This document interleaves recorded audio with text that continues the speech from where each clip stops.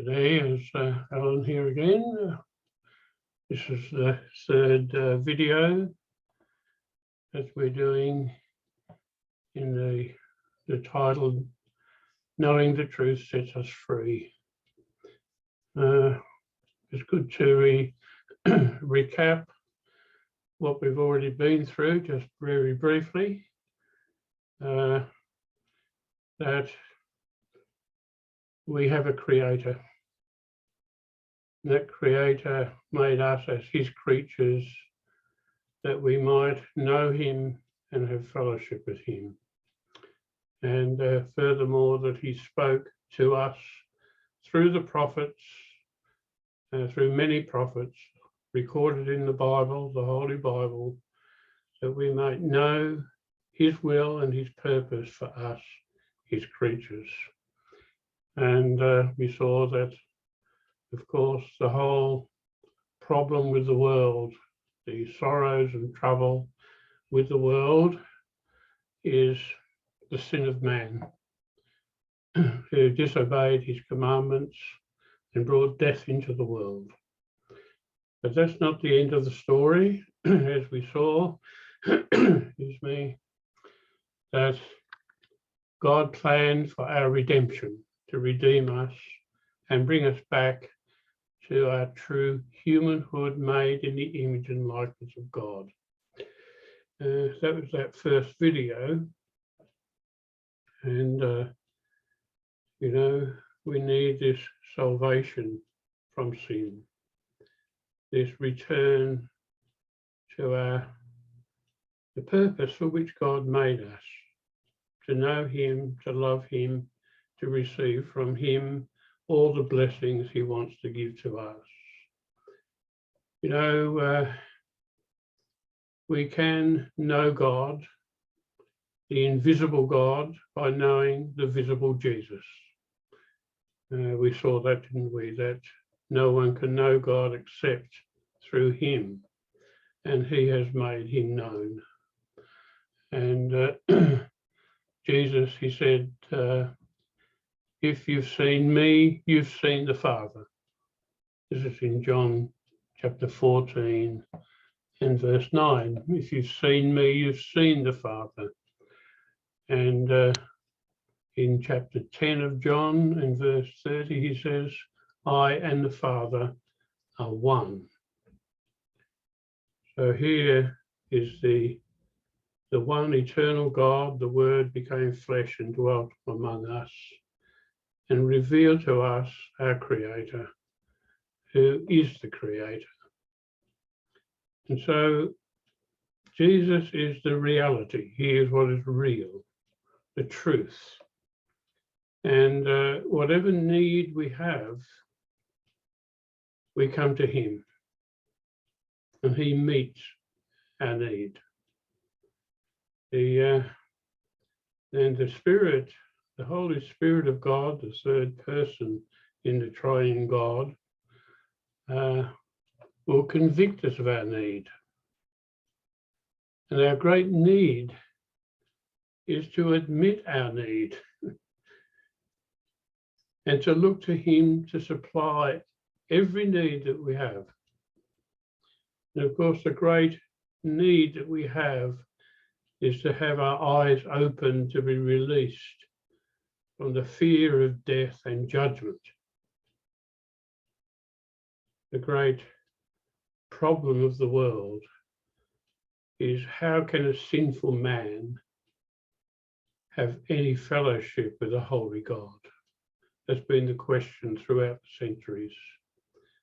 And of course, Jesus is the one who reconciles us to God and brings us to him.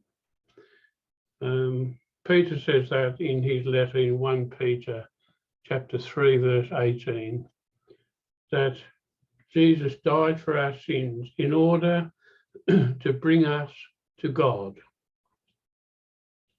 So in this video, we're going to look at the being and nature of God and his love for us, his creatures, in redeeming us, his love.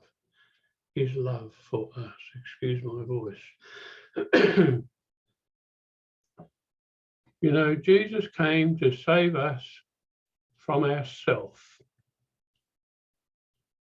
that old sinful identity we were born into.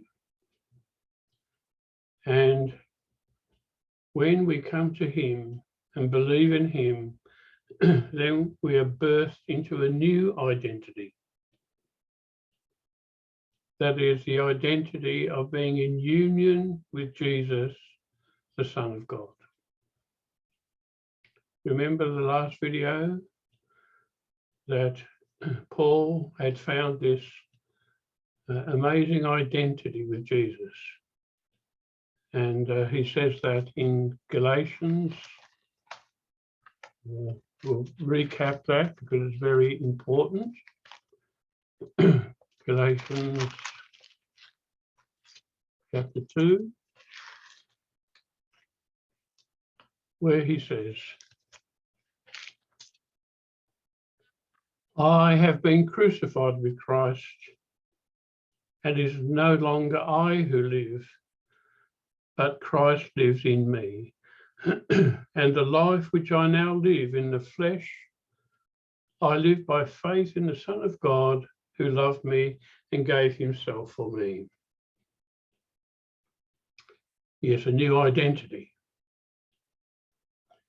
And so when we find Jesus now living in us by the Holy Spirit, as we have faith in him, then we have his ministry being effective in us. And if we look at the ministry of Jesus, we find that in Luke chapter 4 in verse 18. And this was a prophecy given by Isaiah hundreds of years before. And Jesus said he's come to fulfill it. The Spirit of the Lord is upon me, because he anointed me to preach the gospel to the poor.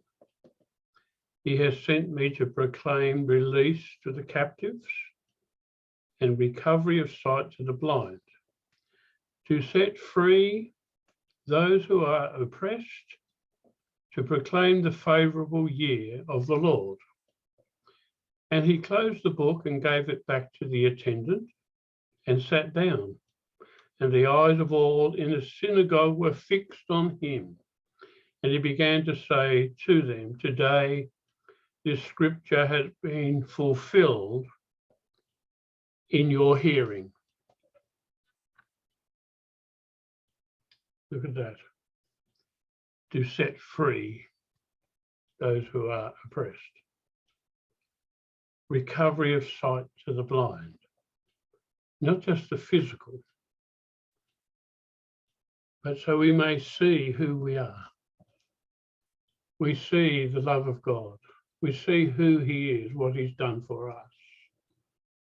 And so to set us free from this oppression, not just oppression from other people, but free from the oppression, that bondage of the fear of death and that judgment to come. When we have Jesus in us, we get benefits. Benefits. Don't we love benefits? Not just the normal benefits if you get a raise or something. But just read in Psalm 103, verse 1 to 5. Bless the Lord, O my soul, and all that is within me, bless his holy name.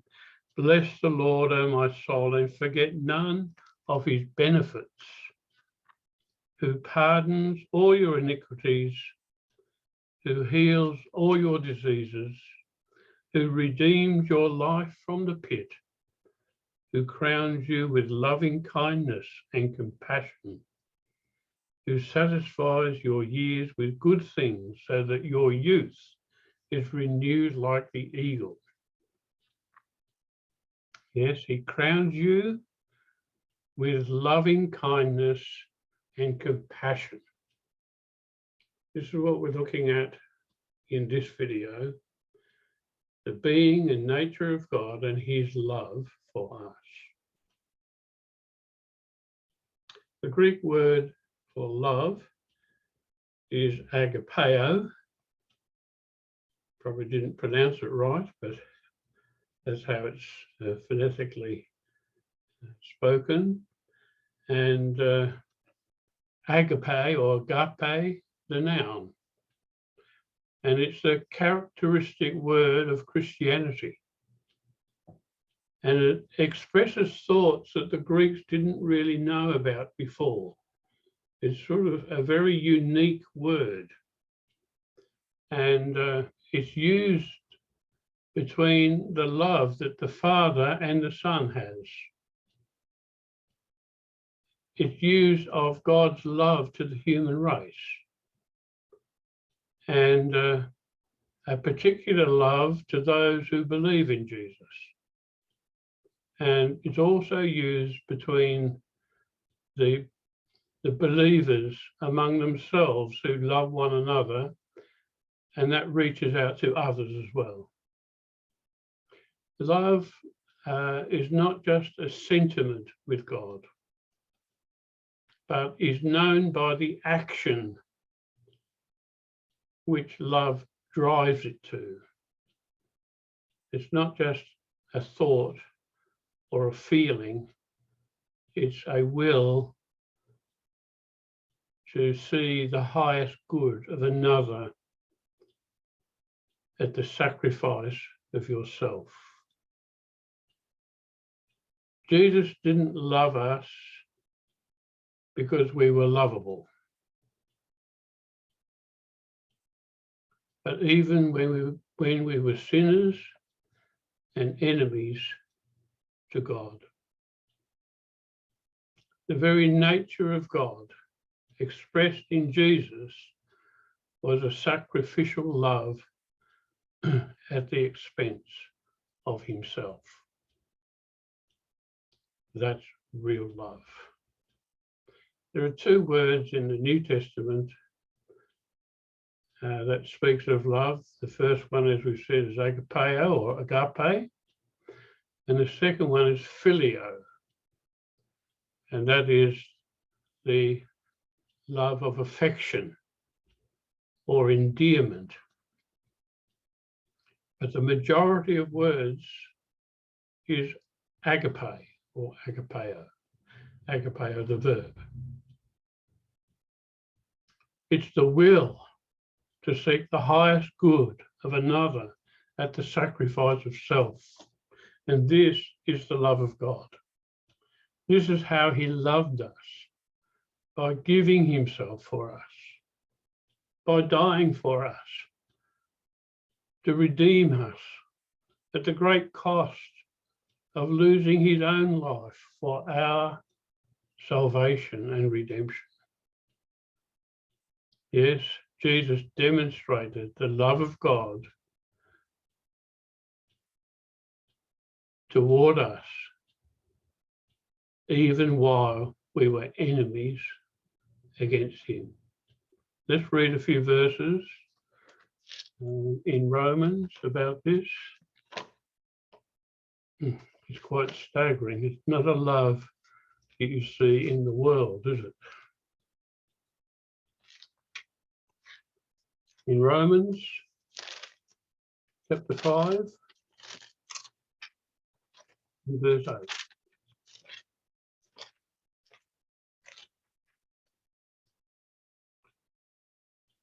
But God demonstrates his love toward us in that while we were yet sinners, Christ died for us. In verse 6, for while we were still helpless at the right time, Christ died for the ungodly. And verse 10 of Romans 5, for if while we were enemies, we were reconciled to God through the death of his Son, much more having been reconciled, we shall be saved by his life. And so the great apostle of love we find in the New Testament is John. And if we go to 1 John,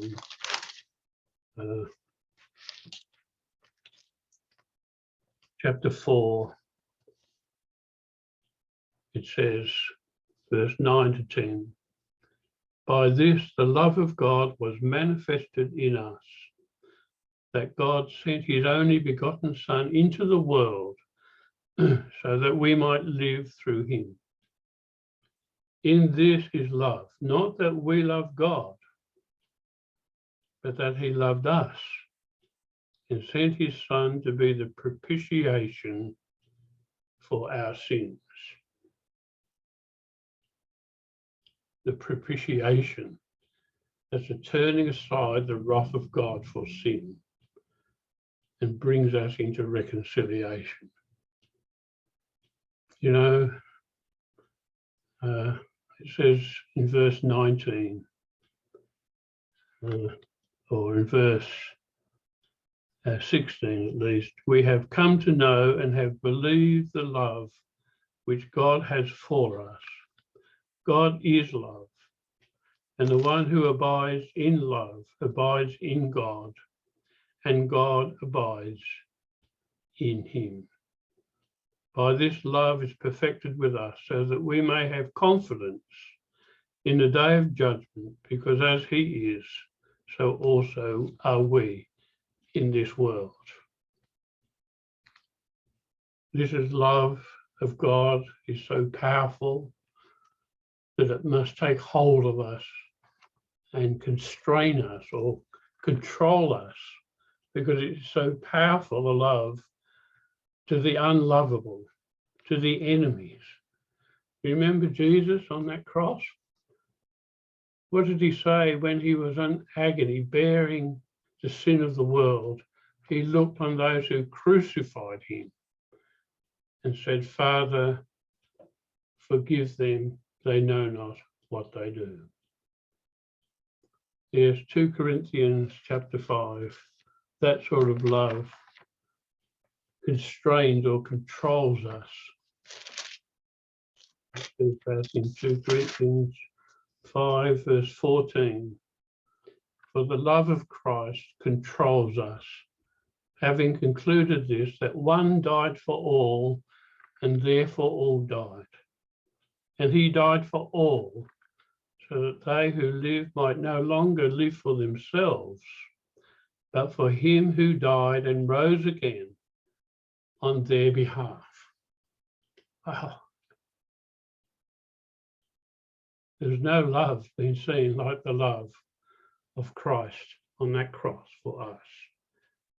That's God's love.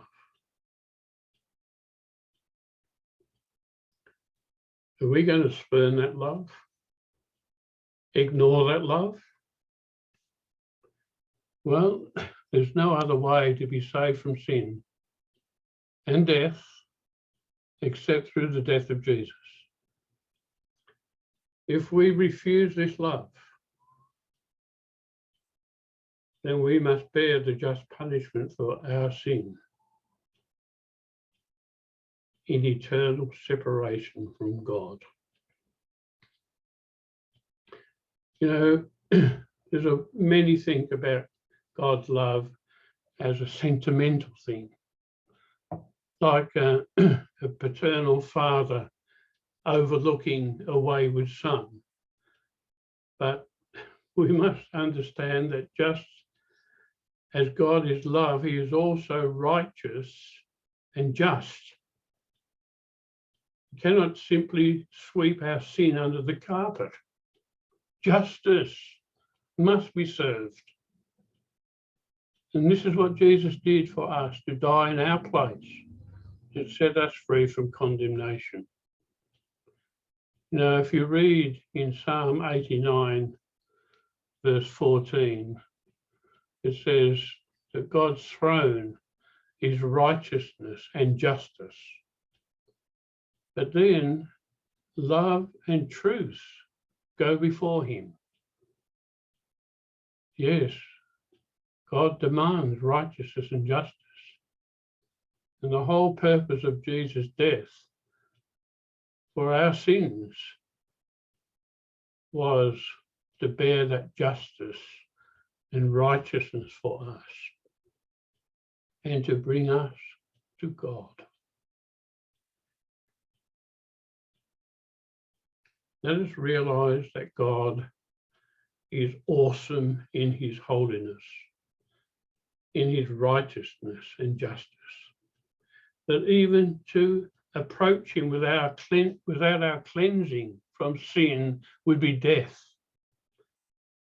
When Isaiah saw the Lord, he cried out, "Woe is me, I'm ruined."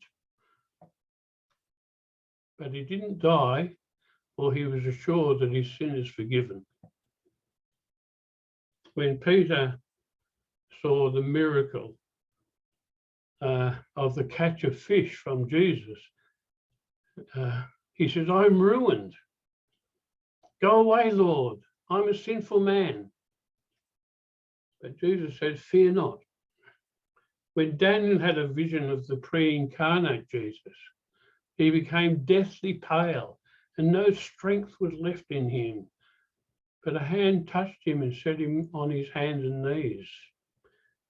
When John saw Jesus in all his risen glory, he fell at his feet as though he was dead. But Jesus said, "Do not be afraid." You see, we know how much of sin that separates us from God. But when we believe in Jesus, the words of Jesus is, "Fear not." God casts out the fear of punishment for our sins by his perfect love for us. Let's read that in 1 John chapter 4. In verse 17 and 18.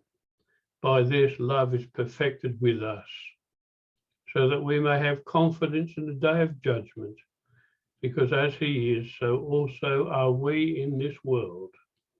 There is no fear in love, but perfect love casts out fear, because fear involves punishment, and the one who fears is not perfected in love. Yes, there is no fear when we know the love of God who died for us through Jesus. Yes, the Bible does tell us to fear God and keep his commandments, for this is the whole duty of man. Solomon said it in the book of Ecclesiastes, right at the end. But this fear we must have is the awesomeness of God. And is the wonder how we could ever approach him until we see the love of God manifested in Jesus, in his death for us.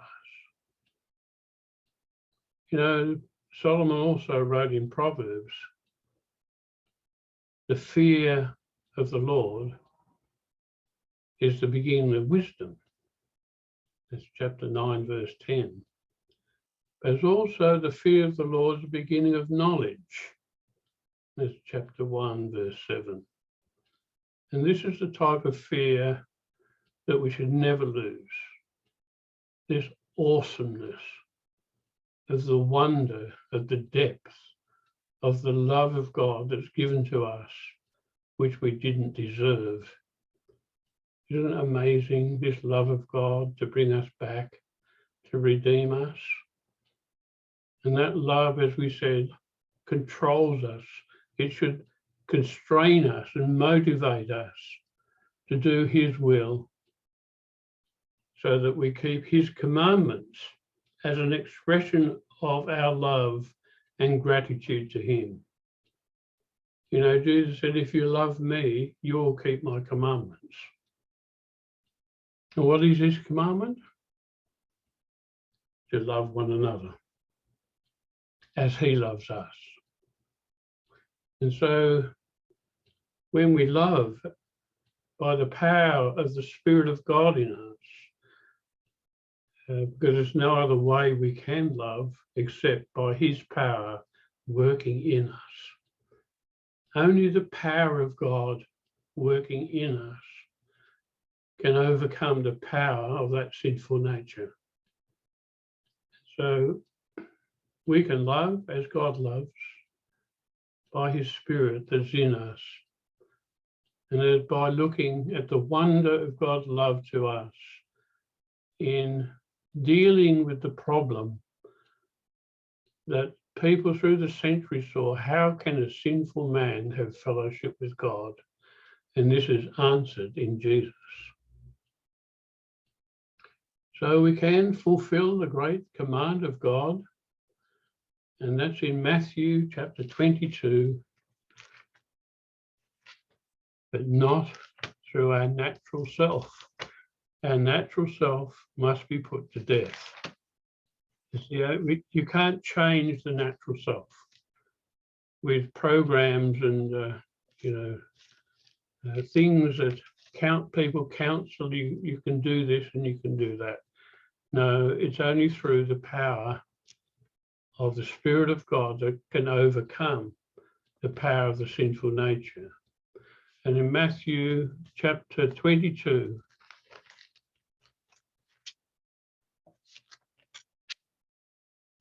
it says, verse 37,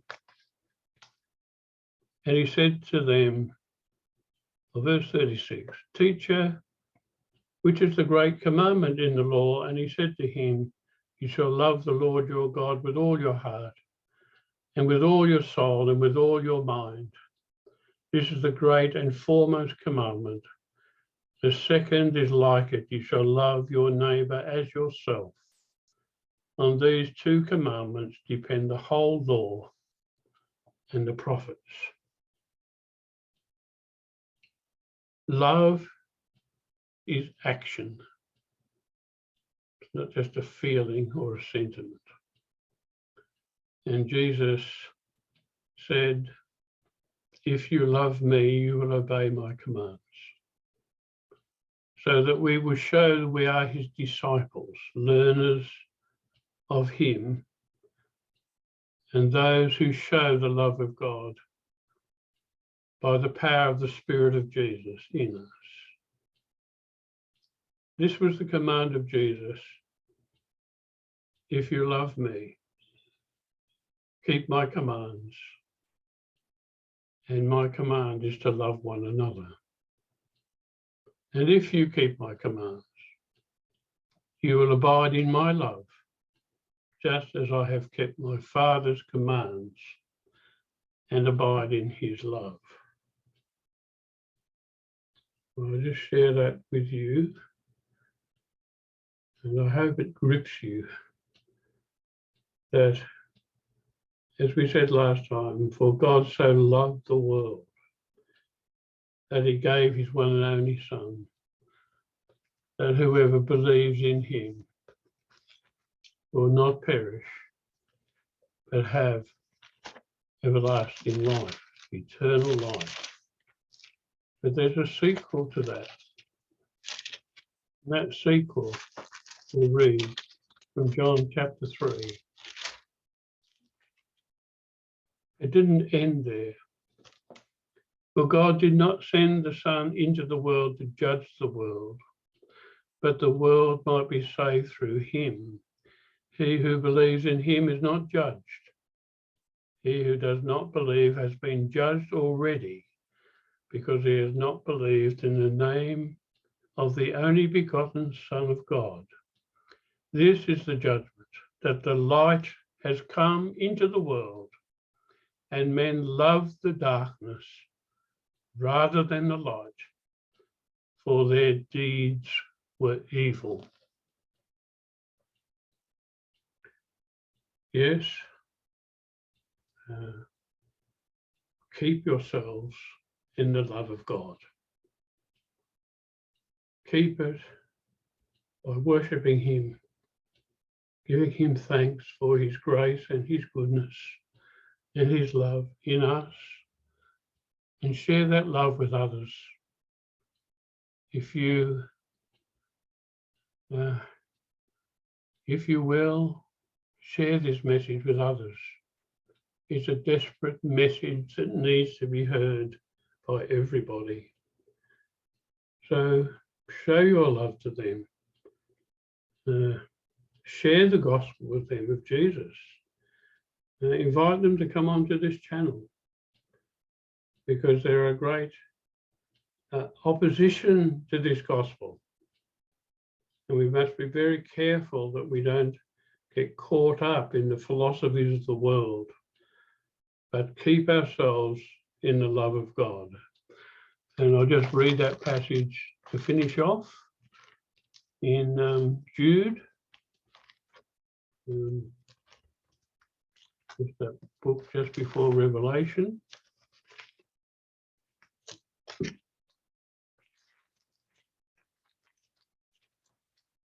Jude, he says, "But you, beloved, building yourselves up on your most holy faith, praying in the Holy Spirit, keep yourselves in the love of God, waiting anxiously for the mercy of our Lord Jesus Christ to eternal life." Well, praise God. Thanks for getting on board. And I trust it's been a blessing to you. Share it with others, invite others. If you feel it has been a blessing, to come onto this channel so that we may give people hope and freedom from this fear of death and judgment that we all have, except until we come to know the love of God in Christ Jesus. So bless you all, and I hope to see you on the next video. Bless you then.